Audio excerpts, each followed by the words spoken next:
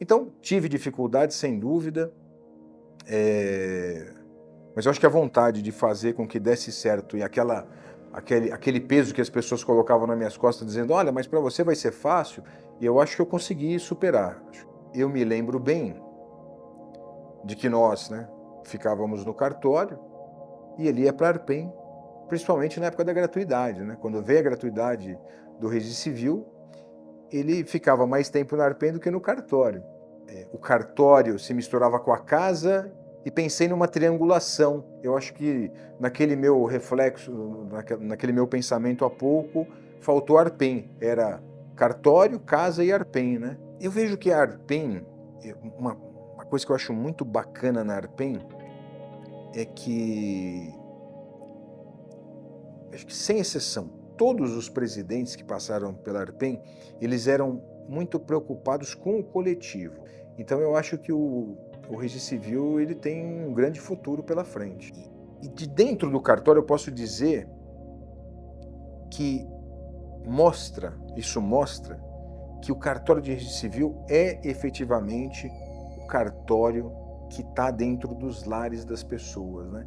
Ele faz parte do cotidiano do cidadão, da vida da pessoa, ele está no momento mais íntimo da pessoa, né?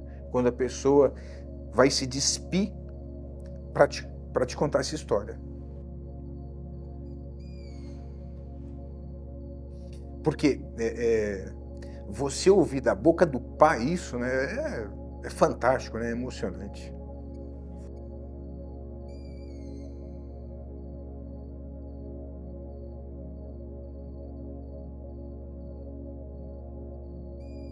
Eu sou Leonardo Munari de Lima, sou oficial de registro civil no 2º subdistrito de Ribeirão Preto e semana que vem completo 50 anos. Há 17 anos em Ribeirão Preto e há 30 anos trabalhando em cartório, desde auxiliar. O cartório entrou na minha vida por conta da família, né? Meu pai é oficial de registro civil e tabelião em São Paulo, foi escrevente, ele passou no concurso em 94 e a família toda foi trabalhar no cartório.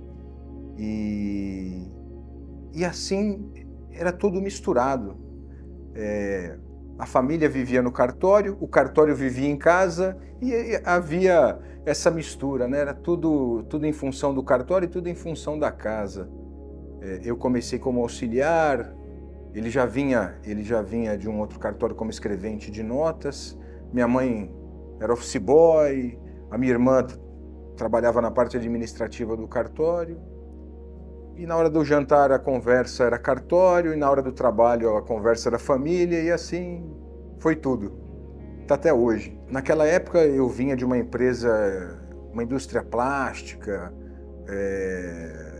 fazia administração de empresas, fui trabalhar no cartório, deixamos a empresa, terminei a faculdade, ainda não estava muito certo disso, aí eu ingressei no direito, fui fazer direito. E nesse momento, quando uniu a prática do cartório com o que eu estava aprendendo na faculdade, parece que as coisas começaram a melhorar. Parece que eu comecei a entender mais, tive essa proximidade com o cartório. E aí, ao completar o nono ano, né, que eu fiz as duas faculdades ali meio que juntos, terminei uma, já iniciei outra, já estava no 9º ano, já estava cansado. O cartório era longe do centro de São Paulo, né? Era em Parelheiros e era difícil, né? Você ir para o centro para estudar, era cansativo, trânsito, aquela loucura de São Paulo. Mas parece que o negócio foi enraizando. Aí, terminando a faculdade, houve um concurso no Rio Grande do Sul. Houve um concurso em São Paulo, eu ainda não tinha a minha conclusão de curso, eu não pude prestar o concurso, mas teve um concurso no Rio Grande do Sul. Fui para o Rio Grande do Sul prestar esse concurso e fui muito mal, mas muito mal. Da nossa turma, que éramos em 5 ou 6 que viajamos lá para fazer a prova, todos escreventes, um bacharel em direito, advogado, eu fui o pior. E naquele dia, né, algo me disse, olha, você vai ter que estudar, porque do jeito que está é uma vergonha, né? Então tive que acordar, né? E aí eu fui estudar, comecei a me empenhar no cartório, estudando à noite. Continuamos, né? Um fator importante é que, nesse tempo, meu cunhado, que era advogado, também foi estudar para o concurso. E íamos três, eu, meu pai, o Odélio, lá de Parelheiros, e o meu cunhado Zé Luiz, que hoje também é tabelião. Ele é tabelião em Olímpia. E aí foi dando certo, fui estudando, e aí logo no quarto concurso eu tinha uma meta de passar na primeira fase. Falei, olha, se eu conseguir passar na primeira fase, tá bom, para quem foi o pior lá no Rio Grande do Sul, se eu passar na primeira fase já é uma evolução. Eu passei na primeira fase. E aí, falei, puxa vida, eu já tô aqui, né? Já passei na primeira fase, agora vamos tentar passar na segunda, né? E assim foi. Assim, consegui passar, fui até relativamente bem classificado e consegui vir para uma cidade boa, né? Consegui vir para Ribeirão Preto, que era um outro ponto. Eu sempre quis ir para o interior, né? Mesmo tendo nascido na capital, mas as nossas origens eram interior.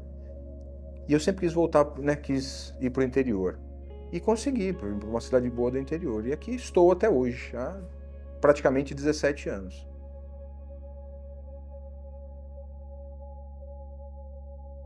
Quando eu fiz a escolha por Ribeirão Preto, foram vários aspectos, né? Eu coloquei na balança. Eu ficaria entre duas situações. Um que era a casa do meu pai, que era São Paulo, né? Dos meus pais, a 300 quilômetros, e outra a cidade natal dos meus pais, que fica praticamente 200 quilômetros daqui. Cujo local a gente ainda tem uma grande afinidade, né? Nós temos uma presença muito forte lá até hoje. Então, esses pontos eles foram fundamentais. Era muito difícil que eu pudesse escolher Ribeirão, porque tinham muitas pessoas na minha frente, e aquelas conversas de concurso, elas indicavam que eu talvez iria para São José do Rio Preto. Aí com aquela confusão, um não escolheu, mudou toda aquela questão da escolha. Na hora, ponderei, falei, puxa vida, vai ficar próximo da casa dos meus pais, vai ficar próximo da cidade natal dos meus pais, eu vou para Ribeirão. Eu cheguei aqui, não foi fácil, né? Era uma mudança de paradigma no cartório, então tive vários desafios, enfrentei vários desafios. Foi uma experiência muito boa para mim. Nesse ponto, havia uma situação interessante no final do concurso. Como eu e outros colegas já vínhamos de cartório, as pessoas falavam assim, puxa, mas para você vai ser fácil, porque você já trabalha em cartório, a sua família já vem de cartório, você vai tocar de letra o cartório. Então, me parece que isso ficava ainda pior, porque tudo bem, eu trabalhava em cartório, mas eu não era o titular do cartório. No final, né, do período que eu trabalhei em Parelheiros, eu fazia as escrituras, eu efetivamente atendia clientes, né? Eu não trabalhava na rotina administrativa do cartório. Então eu tinha uma grande preocupação em conseguir administrar o cartório, em administrar bem o cartório, e parece que esses comentários faziam com que isso fosse mais pesado ainda, porque eu tinha a obrigação de chegar e ainda fazer o cartório dar certo, né? Então, era interessante, era um peso, né, que eu mesmo colocava sobre os ombros aqui para poder fazer bem feito. O cartório era um cartório pequeno, né? Naquela época, o cartório tinha 8 funcionários. Cheguei no cartório, permaneceram todos, mas foi um grande desafio, porque a forma com que eu aprendi a trabalhar em São Paulo era diferente da forma como o cartório seguia aqui em Ribeirão, né? Então, fiz inúmeras mudanças no cartório, muitas pessoas saíram do cartório porque não concordavam com a forma como eu trabalhava, e pelo que eu ouço, isso acontece até hoje, né? As pessoas assumem o cartório e há uma mudança. Elas querem muitas vezes implementar a rotina delas, querem dar a cara delas para o cartório. Então, passei por isso, passei por essas dificuldades. Hoje ficou só uma pessoa, né? Meu substituto, ele permanece no cartório, mas só tem ele, né? Que ficou no cartório desde quando eu assumi. E E o cartório, já no segundo ano, eu comprei um terreno em Ribeirão, construí o cartório, construí um prédio para cartório, né? E eu me lembro também bem de quando eu chamei o arquiteto, naquela época falava-se muito em acessibilidade, estava começando a cobrança de acessibilidade, eu chamei o arquiteto e falei, olha, eu não quero um degrau dentro do cartório, da calçada até o banheiro ou as salas não vai ter degrau, né? E então fizemos um cartório para cartório, já respeitando todas essas questões de acessibilidade. É um cartório amplo. E eu me lembro também de falar para alguns funcionários naquela época, eu falava, nós vamos mudar o cartório, vamos para um prédio para cartório, mas nós temos que manter o bom atendimento porque daqui 2 anos já não vai ser mais novidade, daqui 5 anos o cartório já vai estar velho. Então a gente vai ter que, não é porque nós vamos mudar o cartório que vai tudo permanecer bom para o resto da vida, né? Nós vamos ter que nos reinventar aí a cada dia, né? E interessante que isso realmente acontece, né? Até porque as mudanças no registro civil são muitas e a gente tem que se reinventar a cada momento, né? A cada nova atribuição, a cada nova obrigação, mas o cartório continua moderno, isso eu errei. Da forma como foi feito o cartório naquela época, para trazer um ar de modernidade, eu acho que isso eu consegui naquela ocasião. Até hoje eu entro no cartório e tenho essa sensação. Ele pode estar mais velho agora, mas a impressão que eu tenho é que ele ainda é um cartório moderno, a forma como ele foi construído. Então, tive dificuldades, sem dúvida, mas eu acho que a vontade de fazer com que desse certo e aquele peso que as pessoas colocavam nas minhas costas, dizendo, olha, mas para você vai ser fácil, e eu acho que eu consegui superar. Acho que eu consegui superar, e o cartório, ele vem bem. Hoje a gente está lá com praticamente 20 funcionários, e agora, depois de 14 anos da mudança, nós estamos passando por uma reforma, fazendo até uma grande reforma, mudamos toda a sala de casamento, o jardim de inverno, vamos mexer no piso do cartório, então estamos fazendo uma grande reforma para que ele continue moderno. Naquela época ainda não se falava tanto em mudar cartório, os cartórios eram muitas vezes numa casa adaptada, né, para o cartório. E eu me lembro que quando eu cheguei, eu estava ainda numa casa adaptada para o cartório e tinha um outro cartório aqui em Ribeirão que era com uma estrutura um pouco mais modesta também, nesses padrões. E quando eu cheguei e comecei a mexer no cartório, esse cartório foi lá e também fez uma reforma no cartório e se tornou um cartório modelo também em termos de estrutura. Então eu acho que mexeu não só comigo, mas também mexeu com a cidade, né? Porque realmente naquela época, né, até a assessoria de imprensa da Arpem divulgou o projeto do cartório, né, fez uma reportagem sobre a mudança do cartório, sobre a construção do cartório, e foi impactante, né? Acho que mexeu não só comigo, mas também mexeu com a cidade, né? O meu maior desafio, se não foi o maior, ele está entre os maiores, foi sair realmente dessa ideia de escrevente do cartório e me tornar oficial do cartório. Ter que gerir pessoas, ter que administrar o financeiro, ter que entender que a gente já começa o mês devendo e aí você tem que correr atrás. Mas acho que, sobretudo, gerir pessoas. Isso foi difícil. Eu lembro que no começo, por conta da mudança, né, de mentalidade, muitas pessoas pediram para sair do cartório, muitos funcionários pediram para sair do cartório, então eu precisava colocar novas pessoas e isso não foi fácil, né? Até você conseguir formar um escrevente, um auxiliar, né, já com um pouco mais de conhecimento, demanda tempo. E isso realmente foi muito difícil. As pessoas entravam, não ficavam muito tempo no cartório, saíam, e eu precisava me reinventar, né? Eu precisei voltar a ser administrador de empresas, né? Que foi a minha primeira faculdade. E entender um pouco mais sobre os recursos humanos, não perder funcionários para concorrência, seja ela concorrência de cartório, seja ela concorrência aí do mercado de um modo geral. Então foi um desafio muito grande, poder virar a chave e passar a ser empresário, a ser empregador. Eu costumo brincar que eu nasci dentro do cartório de registro civil com notas, porque meu pai sempre trabalhou em cartório de registro civil com notas, a maior parte do tempo, né? Depois ele foi trabalhar num tabelião puro e quando ele passou no concurso, ele assumiu um registro civil e tabelião de notas. Então,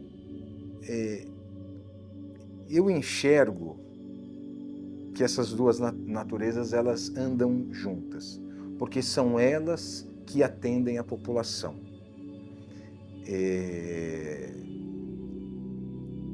É difícil a gente pensar numa pessoa entrar num registro civil e não conseguir reconhecer uma firma. Tudo bem que hoje nós estamos passando por uma mudança muito grande nesse sentido. Pode ser que o reconhecimento de firma acabe daqui a pouco, com os documentos eletrônicos, com as assinaturas digitais. Mas o registro de nascimento, o casamento, um reconhecimento de firma, uma procuração, eles são os serviços que estão intimamente ligados à população. E é o cartório, esse cartório de registro civil, o cartório de notas, de portas abertas ao público que atende isso.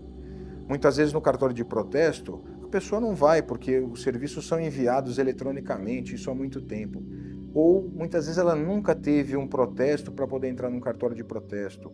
No registro de imóveis é a mesma coisa. Às vezes a pessoa nunca comprou imóvel, ela vive do aluguel, vive morando de aluguel. E não vai entrar no registro de imóveis. Mas num registro civil ou num tabelião de notas, ela tem que entrar. Então eu acho que essas duas naturezas, elas andam juntas.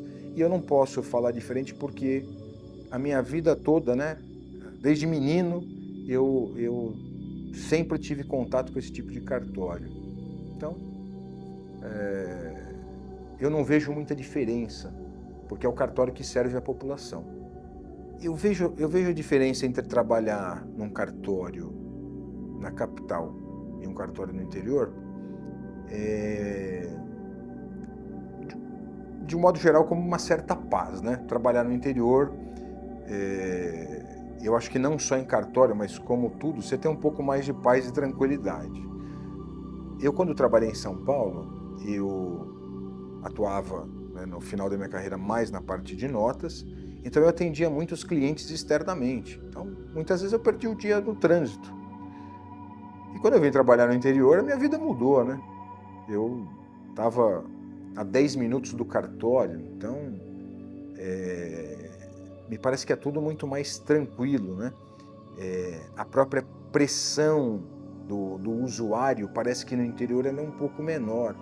A vida no interior ela é um pouco mais tranquila, parece que ela demora mais para passar. Então, eu acho que há essa diferença tanto na qualidade de vida, né, do oficial, do cartório, por conta da pressão externa também, né? Não só a vida de um modo geral, mas a pressão, né, por parte do usuário. Na capital, sem dúvida, a pressão é muito maior, né? As pessoas querem aquilo para ainda mais uma cidade como São Paulo, né? Querem aquilo para ontem, precisam daquilo para resolver na hora e a pressão é muito maior. Aqui no interior as coisas são mais tranquilas, mesmo numa cidade como Ribeirão Preto. Já há um grau de cobrança maior, mas ainda assim eu vejo que é muito inferior a São Paulo.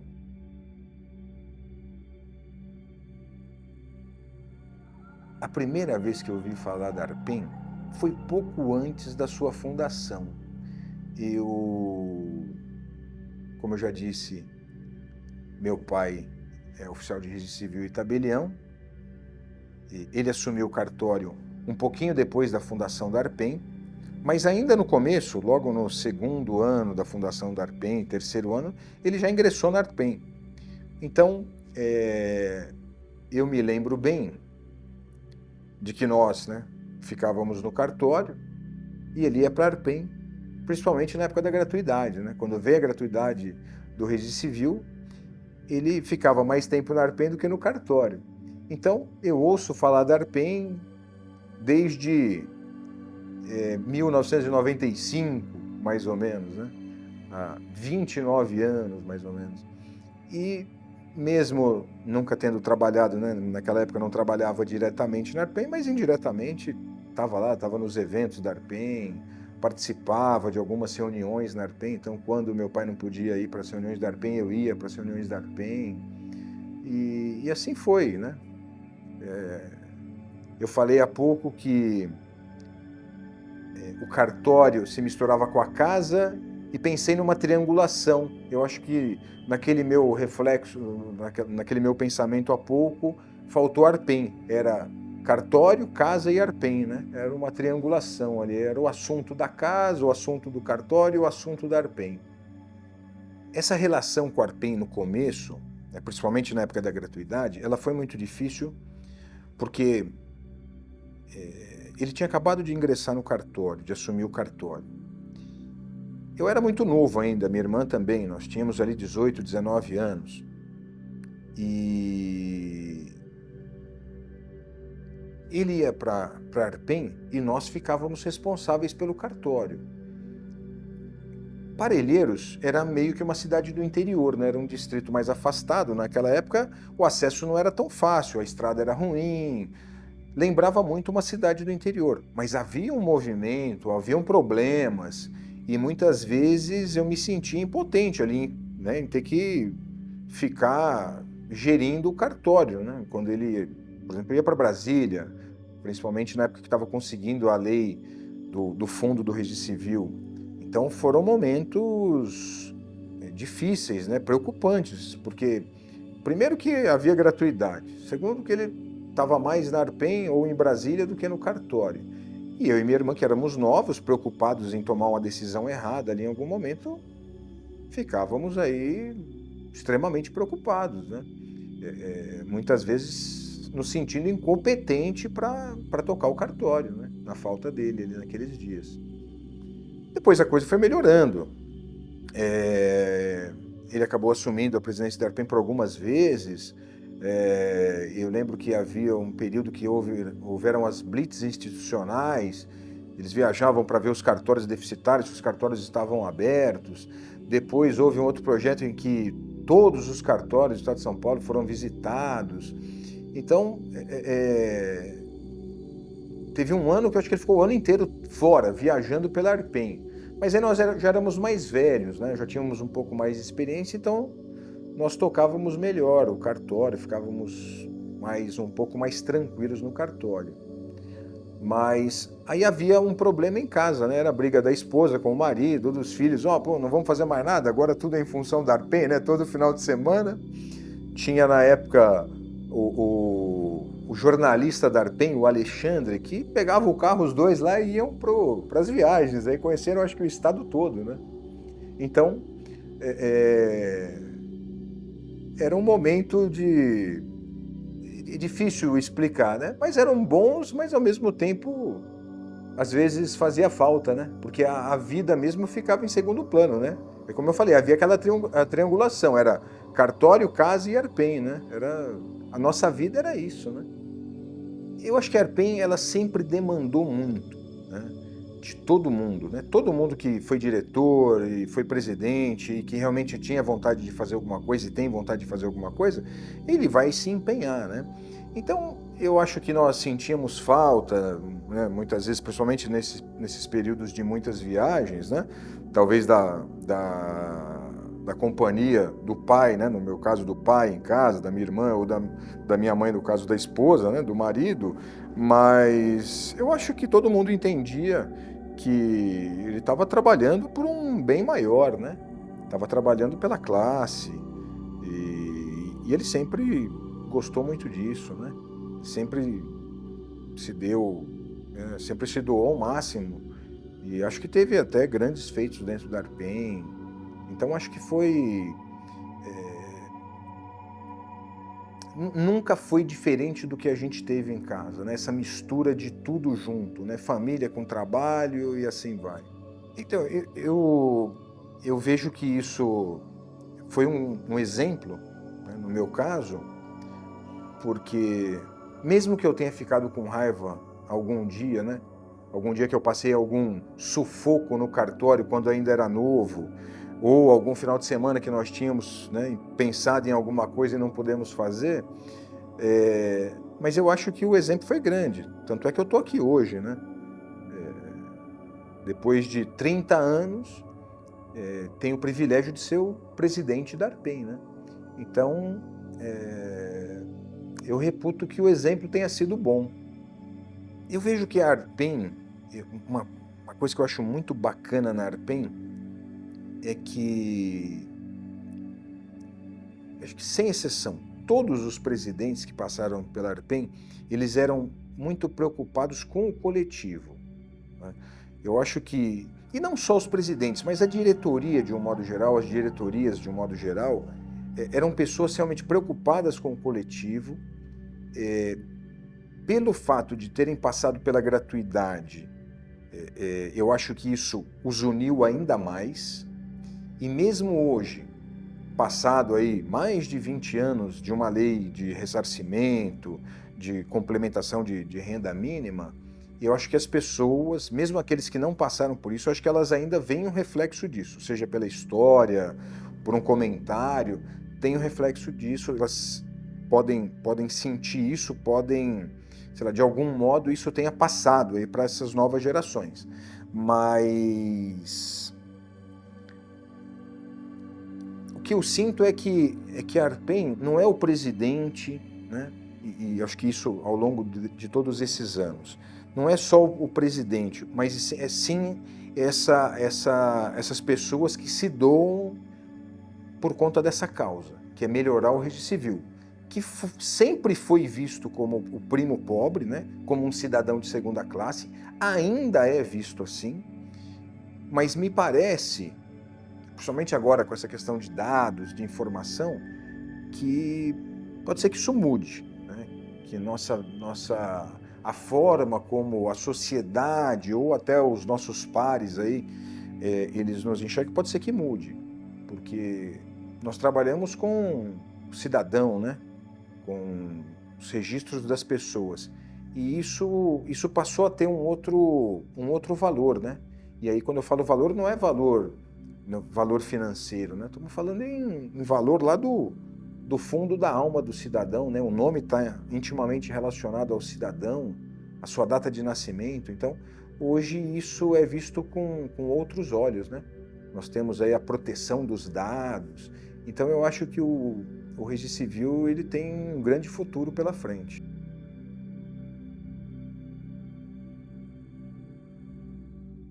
A Arpen, né, para o Leonardo, ela simboliza muita fé, né? Porque a gente tem que acreditar em algo que a gente não consegue ver, que a gente não consegue pegar. Então, na época, por exemplo, né, na época da gratuidade, hoje a gente sabe, porque está aí o ressarcimento, mas quem estava lá naquela época e viu uma lei dizendo, olha, a partir de amanhã você não cobra pelo registro de nascimento, pelo registro de óbito e nem pela segunda via do hipossuficiente, ele vai acreditar em quê? Então ele tem que ter fé e correr, né? Em batalhar e conseguir alguma coisa para poder mudar isso. Então eu acho que um dos pontos aí da Arpen é fé, e a outra seria força, né? Porque o pessoal se uniu e foi atrás, né? E conseguiu, né? Não só a diretoria naquela ocasião, como outras pessoas de outras naturezas que nos ajudaram, né? Naquela época foi muito importante a ajuda do Cláudio Marçal Freire, tabelião de protesto, e que tinha um vasto conhecimento aí no legislativo e, sem sombra de dúvida, nos ajudou muito, mas teve muita batalha, né? Então, a Arpen é isso. E isso não parou, né? Todo ano vem uma novidade, algo que se cobra não pode cobrar, e a gente vem superando tudo isso. Eu acredito muito, muito no registro eletrônico e no nosso ID-RC. Eu não entendo dessa parte de informática. Eu estou numa geração aí que ficou no meio do caminho, né? Eu nasci escrevendo no caderno e hoje tenho que aprender a trabalhar com celular. Mas eu acredito que vai ser a nossa revolução, porque o registro civil é muito sério. Eu acho que de uns anos para cá, as pessoas que têm contato conosco estão enxergando isso, porque a gente passa isso para as pessoas. Haja visto o convênio que foi feito entre nós e a Receita Federal do Brasil há uns 10 anos atrás. E a partir daí virou obrigatoriedade de se incluir o CPF na certidão de nascimento. Eu acho que a partir desse momento, quando a Receita Federal acreditou no registro civil, nós mudamos de patamar. Ainda há, por parte da sociedade, uma crítica muito feroz aos cartórios. E aí não só ao registro civil, mas aos cartórios de um modo geral. Mas eu acho que quando nós sentamos com alguma autoridade pública que não conhece efetivamente o trabalho dos cartórios e nós mostramos quem é o registro civil, eu acho que a gente consegue mudar o pensamento dessa pessoa e ver que o registro civil é sério e que ele tem muito a fazer em prol da sociedade.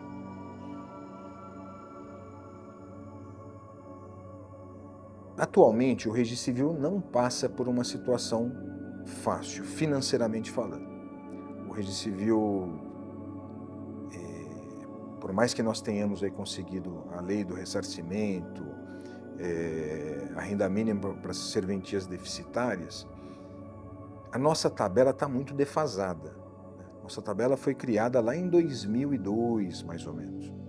E ela está defasada. Então, o registro civil paulista hoje passa por um momento difícil. Eu recebo ligações semanalmente de colegas, seja da minha região, de outras regiões do estado, reclamando de que a nossa atual receita, com as perdas que a gente vem tendo muitas vezes aí por alguns serviços que nos obrigam a fazer gratuitamente, vem perdendo o seu poder de compra, né? Muitas vezes os salários dos nossos colaboradores são defasados se compararmos a outras naturezas. Então nós passamos por um momento difícil. O que eu espero é que esses novos serviços que podem vir fruto de um registro eletrônico, de uma nova atividade vinculada ao IDRC, né, que é a identificação, a assinatura do registro civil, a assinatura eletrônica do registro civil, é que ela possa trazer uma sustentabilidade melhor para o registrador civil paulista. O nosso serviço é muito importante e se nós conseguirmos, como nós estamos batalhando, né, hoje um pouco diferente, porque o serviço efetivamente para desenvolvimento dessas ferramentas não é mais feito pela ARPEN São Paulo, né? O que era feito até pouco tempo atrás. A ARPEN São Paulo desenvolvia essas ferramentas, hoje não. Hoje nós estamos passando por uma mudança, hoje quem faz isso é o operador nacional, até por força de lei,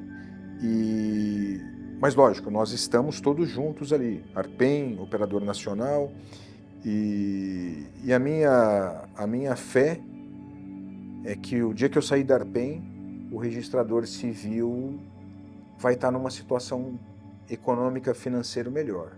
Eu acho que não tem um ponto marcante, né, que possa ter feito uma mudança radical no registro civil. O que me vem à cabeça agora seriam duas mudanças que eu acho que foram preponderantes. Uma delas eu já citei, que foi a inclusão do CPF na certidão de nascimento. Eu acho que isso fez com que o poder público nos olhasse de outro modo, o registrador civil, especificamente, de outro modo, vendo tudo aquilo que a gente pode fazer pela sociedade perante o poder público. Nós somos um elo ali, né? O poder público está aqui, o cidadão está aqui, nós estamos no meio. Então nós estamos colocando o CPF na certidão, facilitando o serviço da Receita Federal. Me parece que isso fez com que outros órgãos né, dos poderes aí, enxergassem isso. Então acho que isso foi extremamente importante. Um outro ponto que eu reputo também muito importante, aí na nossa relação com o público em geral, com o usuário do cartório, foram as certidões entre cartórios, né? Aquele momento, lá em 2012, com a criação da CRC Nacional, onde a pessoa lá da Bahia, que mora aqui em Ribeirão Preto, pôde tirar sua certidão de nascimento aqui em Ribeirão Preto. Eu acho que isso foi um grande avanço, mas aí numa relação entre o cartório e o usuário, né? Nós podemos trazer o cartório para mais perto do cidadão. E eu vejo que o registro eletrônico vai levar o cartório para dentro da casa do cidadão. Na hora que ela conseguir preencher o formulário do nascimento do filho lá da casa dela, enviar por upload a DNV ou uma ferramenta ainda melhor, né? Por exemplo, o Ministério da Saúde desenvolver uma DNV eletrônica, mandar a DNV eletrônica aí pelo celular para o cartório, então o cartório vai estar dentro da casa do cidadão. Então acho que trazer o cartório para mais perto do cidadão foi bom, mas acho que nós temos mais a oferecer ainda. Existem muitas histórias marcantes dentro do registro civil. Mas eu acho que a que mais me marcou foi quando surgiu a paternidade socioafetiva e eu então fazia as entrevistas junto a esses pais lá no cartório. E eu acho que aqui no Brasil, em outras culturas, essa questão da paternidade é muito forte, né? Do pai, o pai de sangue, né? O filho biológico, aquela situação toda. E eu, nessas entrevistas, ouvi 2 ou 3 relatos de pais afetivos que cuidaram dessas crianças desde o nascimento, né? Muitas vezes começaram a namorar a mulher que estava grávida, casaram e foram criando esses filhos desde o momento do nascimento, né? Isso me fez enxergar que há uma paternidade socioafetiva, uma paternidade afetiva, efetivamente, né? Que essa relação de paternidade ela não vem só do sangue. Eu acho que isso não só para o cartório, para a minha profissão, mas ela foi marcante para a minha vida, para poder entender que há isso, né? Você não precisa gostar da pessoa porque é seu filho biológico, né? Amor vem de qualquer jeito, né? Então, ouvir essas histórias lá dentro do cartório de registro civil, elas foram emocionantes para mim. E de dentro do cartório eu posso dizer que isso mostra que o cartório de registro civil é efetivamente o cartório que está dentro dos lares das pessoas, né? Ele faz parte do cotidiano do cidadão, da vida da pessoa, ele está no momento mais íntimo da pessoa, né? Quando a pessoa vai se despir para te contar essa história. Porque você ouvir da boca do pai isso, né, é fantástico, né, é emocionante. Te marcou? Acho que um pouco, né? Acho que marcou um pouco.